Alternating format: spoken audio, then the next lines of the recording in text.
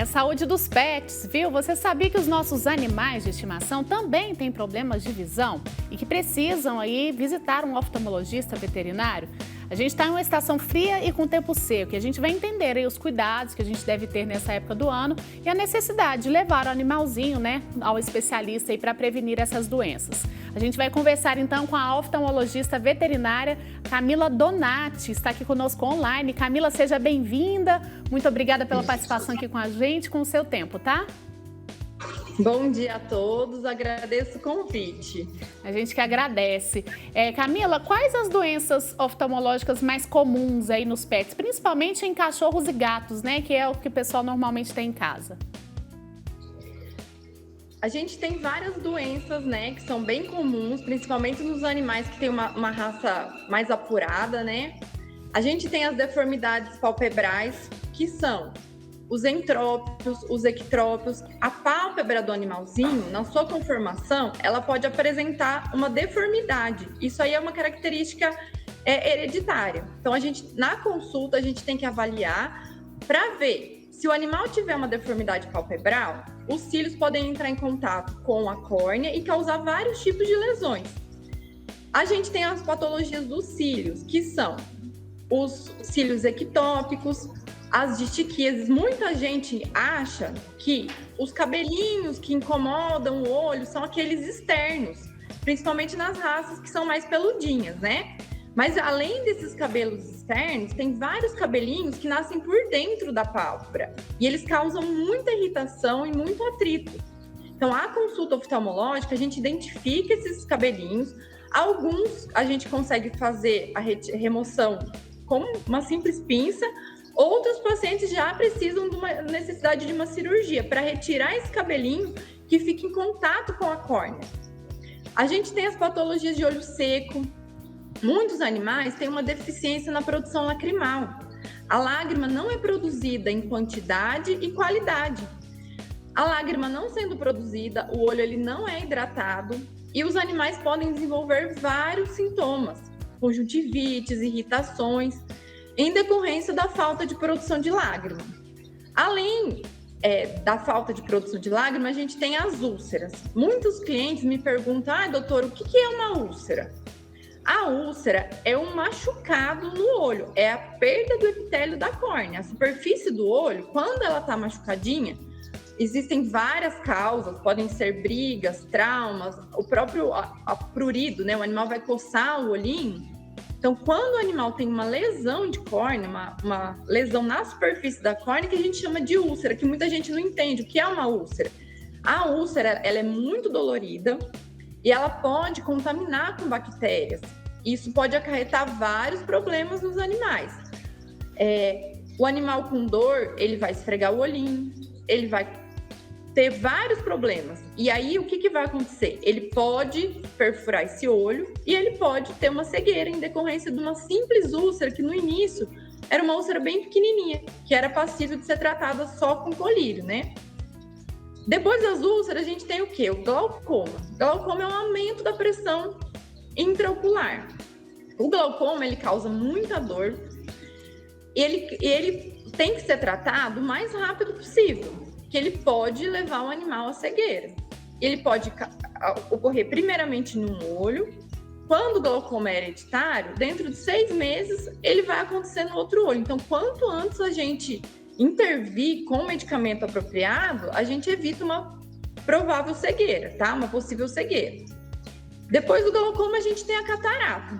A catarata é uma lesão na lente do olho. A lente do olho, ela tem uma alteração na sua estrutura que faz com que o animal também perca a visão.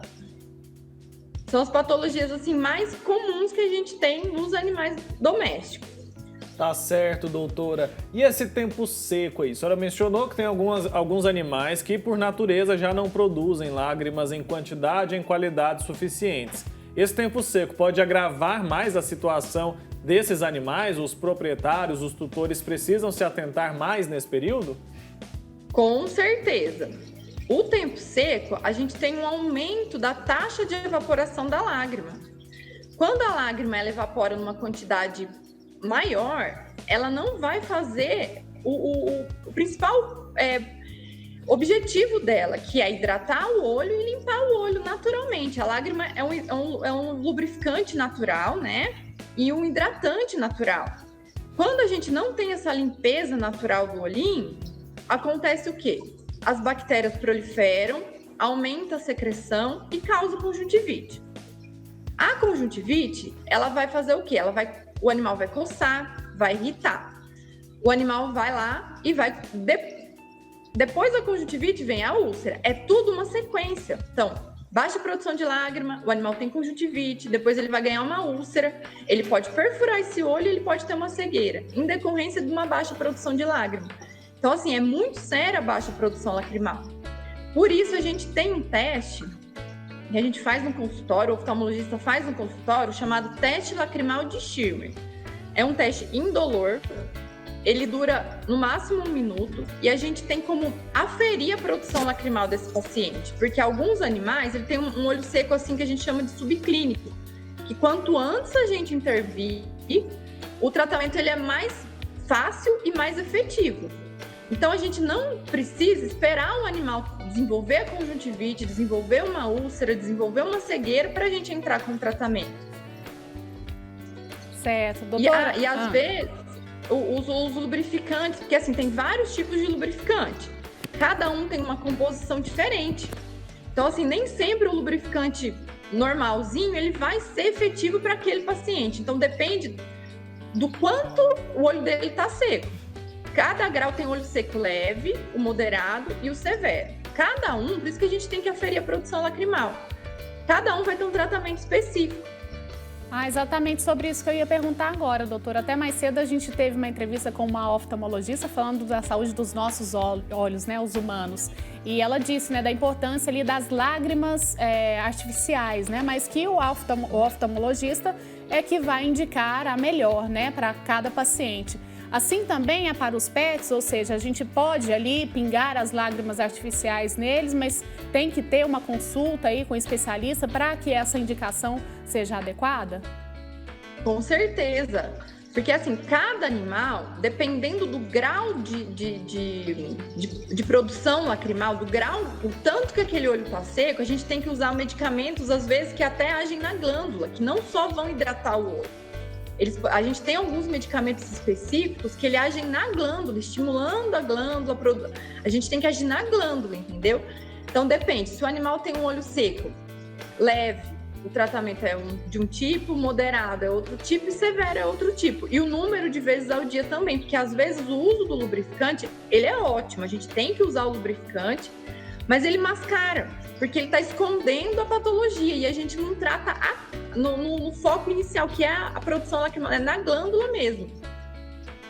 Tá certo, doutora. E quais são as raças mais propensas a desenvolverem doenças nos olhos? Existem raças que são mais perigosas nesse sentido ou não? Sim, tem as raças que têm um olho assim mais protruso, que é o olho maiorzinho, né? Esses animais, além de ter uma baixa produção de lágrima, eles não têm um movimento de piscar do olho correto. Eles têm como se fosse uma pálpebra mais lenta no modo de piscar. Então, isso predispõe às lesões. Então, assim, a gente tem o Shih Tzu, que tem o olho bem grande, muito cabelo ao redor do olho. O Lhasa, o Pug tem muito problema de olho seco, mas hoje em dia a gente atende até animais sem raça definida, que tem problema de olho seco. Então, assim, o animalzinho começou a apresentar algum sintoma de patologia oftálmica, o olhinho tá vermelho, aí o teste lacrimal de Schirmer é feito em todos os pacientes que chegam no consultório, independente de raça, a gente tem que fazer esse teste, que a gente identifica o problema assim no início. Certo. Doutora, agora as pessoas aí, né, muitos que têm, né, os pets em casa, gatos, cachorros, enfim, muitos ignoram a necessidade de procurar um especialista de determinadas áreas aí para esses pets, né? Qual que é a importância, então, de mudar essa concepção? Você, por exemplo, é especialista aí na parte de oftalmologia, né, dos animais. Tem gente que acha que veterinário é um só e não precisa levar em especialidades. Isso é até perigoso às vezes, né? Sim, com certeza. Assim, na consulta oftalmológica, a gente tem uns aparelhos específicos e testes específicos para detectar cada patologia. Então, assim, durante a consulta, é aferida a pressão intraocular, porque assim, o animal ele pode estar num glaucoma inicial e não ter nenhum sintoma clínico. Então a gente vai diagnosticar no início. A gente vai fazer o teste de fluoresceína para ver se tem úlcera. A gente vai fazer o teste do lacrimal de Schirmer para aferir a produção lacrimal. Então, o mais importante é a gente detectar a patologia no início. Porque muita gente fala assim, eu vou usar um colírio, vou usar outro colírio, se não melhorar eu levo no oftalmologista. Aí o que acontece? Tem gasto com medicação, às vezes desnecessária, e quando chega para o oftalmologista, às vezes a gente não tem mais o que fazer. Aí espera o animal perder a visão. Então, assim, um animal, ele chega às vezes no consultório com uma perca visual irreversível. A gente não consegue fazer o tratamento adequado. Então, assim, o interessante é fazer o tratamento, identificar a patologia no início, porque é muito mais fácil da gente tratar. Aí dependendo da patologia, o tratamento inicial, ele é só com colírio. Num caso mais grave, numa perfuração, às vezes o animal chega com um descolamento de retina, a visão, ele já perdeu a visão de maneira irreversível e o oftalmologista não tem mais o que fazer, entendeu? Então, o início do tratamento é o mais importante. Por exemplo, quando a gente tem algum problema oftálmico, a gente vai no oftalmologista. Os cachorros e os gatos, os cavalos, o tratamento tem que ser da mesma forma. Tá explicado então, doutor. E quais são os primeiros sinais que os animais eles dão ali de que estão com um probleminha de visão? Eu falo um exemplo aí, a catarata, né? Como que a gente percebe? Porque nós humanos, quando a gente percebe ali uma perda da visão, a gente fala, né? Não tô enxergando bem, vou procurar um médico. No caso do animal, que sinais ele dá que os tutores precisam se atentar? O primeiro sinal que um animalzinho pode manifestar é o olho mais vermelho. Meu animalzinho tem o olho vermelho. E isso aí é normal. Não é normal o olho ficar vermelho. Então, alguma coisa está acontecendo naquele olho. Pode ser só uma alergia? Pode. Mas pode ser uma patologia intraocular que está inflamando aquele olho. E a manifestação, às vezes, é só um olhinho vermelho. Então, a primeira, olho vermelho. Tem um olho vermelho? É indicado procurar um especialista. Secreção.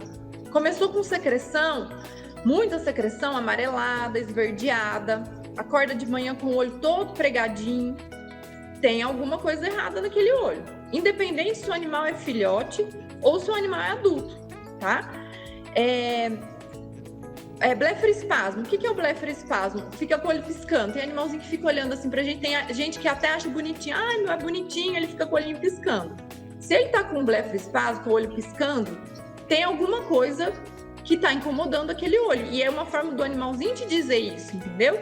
É um reflexo palpebral. Tem alguma coisa lá dentro daquele olho incomodando. Mudança de cor do olho. A mudança de cor, o olho pode ficar mais esbranquiçado.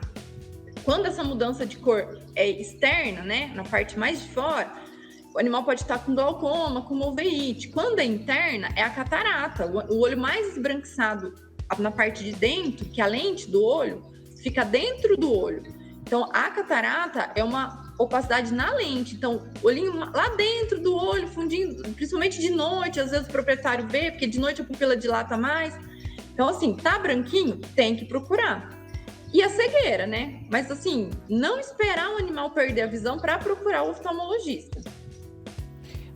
Camila, e no dia a dia ali mesmo? Às vezes eu vejo que tem animal ali que, né, dá umas trombadas, assim, de repente, em sofá, alguns movimentos que eles não faziam antes. Esses também são alguns sinais aí que o tutor deve se atentar? Com certeza. Tem animal, assim, principalmente os filhotes, eles são mais, assim, estabanadinhos. Às vezes eles escorregam, eles não têm tanta habilidade em se locomover. Então, assim, esses animais, às vezes, eles podem, brincando, às vezes, ele trombou em algum lugar. Mas um animal que sempre teve um comportamento e ele mudar o comportamento, ele começar a bater em alguns obstáculos, tem que ser avaliado. E muitas vezes a perda visual, ela é gradativa e o animal ele decora o ambiente. Então, muito cliente vem para mim e fala assim, eu mudei de casa e meu animal ficou cego. Não, ele já estava cego há muito tempo, só que ele decorou o ambiente. Quando a perda visual ela é gradativa, o animal decora o ambiente e ninguém percebe que ele está cego na casa. Por isso é importante a avaliação constante do oftalmologista.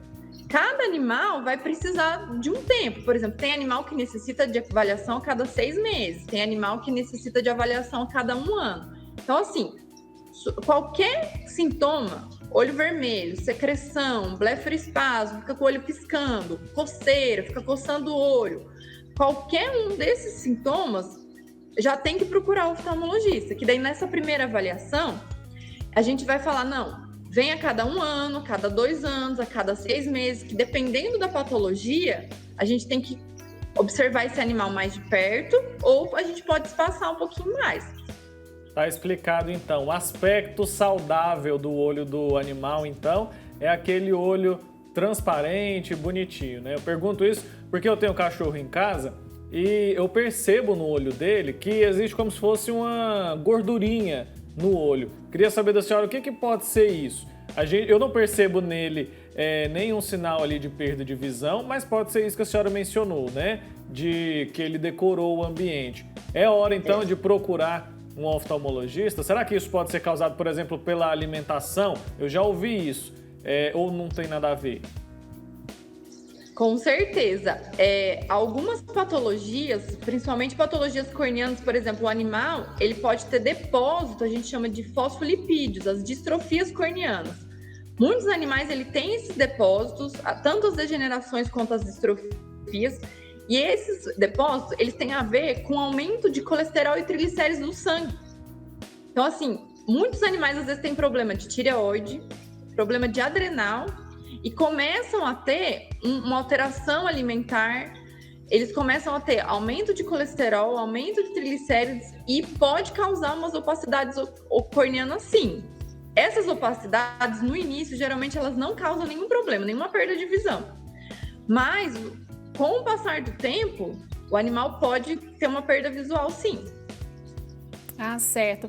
Doutora, em relação à consulta comum, né, com o médico veterinário que não é especialista em oftalmologia, ele é capaz de detectar algum problema ali e aí sim encaminhar para o especialista ou não? Realmente a pessoa tem que ir mesmo ao oftalmologista já de início, ou seja, uma vez por ano, por exemplo, ela tem que ir nesse oftalmologista ou o veterinário mesmo ele pode detectar ali algum problema? Hoje em dia, a gente trabalha junto com o clínico geral, entendeu? O clínico geral, ele com certeza ele é capaz de identificar algumas patologias e ele encaminha o paciente para o oftalmologista. Agora, se um animal ele já tem, ele tá lá na casa dele, ele tá trombando, ele tá com muita secreção, ele tá com o olho muito vermelho, aí ele já pode procurar o oftalmologista direto. Agora, tem alguns animais que eles vão, por exemplo, fazer uma simples vacina no consultório. E o clínico geral identifica a lesão, alguma patologia. E ele chama o oftalmologista, fala assim, encaminha o paciente para o oftalmologista. Certo. Tá explicado então, doutora. A gente quer agradecer a sua participação. Tem mais alguma pergunta, Marina? Eu tenho só uma. Eu queria só saber da senhora se é muito diferente, assim, em geral mesmo, a visão dos animais, né, dos pets, principalmente a gente falando de cachorros e gatos, da nossa, né, humanos, que eu vi aí que alguns problemas, né, catarata, glaucoma, eles são problemas em comum, né? Essa visão, ela é muito diferente nos animais e na gente? Existem algumas diferenças na visão. Os animais, a qualidade visual deles, eles enxergam mais um tom mais pastel do que a gente. As cores não são tão vibrantes. Mas com relação às patologias, todas as patologias a maioria, né, que tem em humanos, também tem em animais. Uma delas que eu não citei é a hipertensão sistêmica. Tem animal que tem problema de coração, tem pressão alta, e ele pode vir a ter um descolamento de retina em decorrência da pressão arterial. Bacana. Então, assim, além da catarata, além do glaucoma, além das úlceras, das conjuntivites, a gente tem os problemas de retina também. Entendi. Isso a gente só consegue identificar com aparelhos específicos. Certo. Então, assim como a gente tem que ter atenção com a nossa visão também, temos que ter com a dos animaizinhos. Muito obrigada, viu? Com certeza. Obrigada pelos esclarecimentos, pela entrevista. Até uma próxima oportunidade. Muito obrigada pelo convite. Bom dia para vocês. Obrigada, um grande abraço.